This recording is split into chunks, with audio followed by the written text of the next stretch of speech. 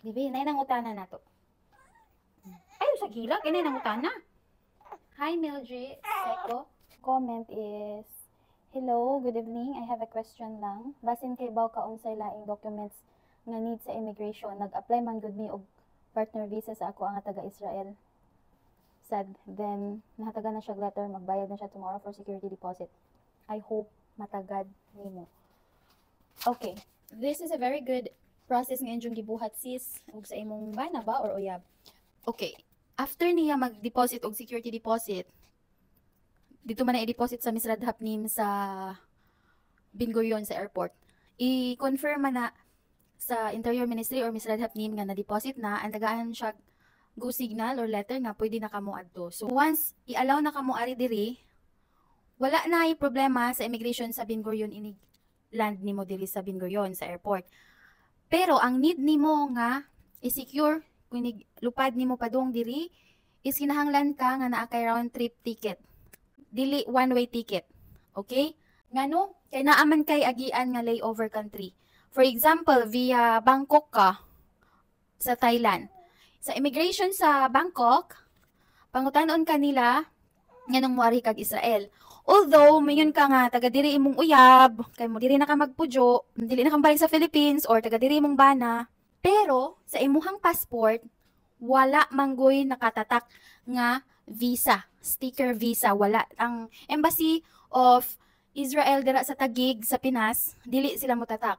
Ang imong visa, which is B2 visa, inig-abot nimo sa Ben Gurion, ari na nila ihatag inig-abot nimo. So sa Bangkok, since wala kay sticker visa or wala kay visa sa Israel sa imong passport, good as tourist ka nga moadto sa Israel, okay?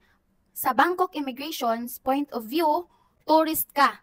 So meaning, kung para nila tourist ka kay wala may visa imong passport, ang requirement nga naa kay round trip ticket pabalik sa Pilipinas. Arong dili ka offload or dili ka mabalik sa Pilipinas.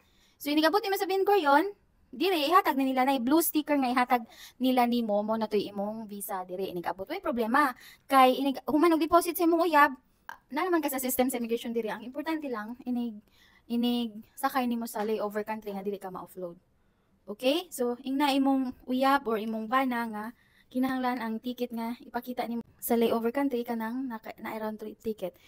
And basin makakita o makabook siya ka kanang pwede lang ma-cancel, diretso iniglupad nimo, inig once nga na naka sa plane na pwede mapa-cancel ang katong round trip ticket nga refundable after cancellation fee.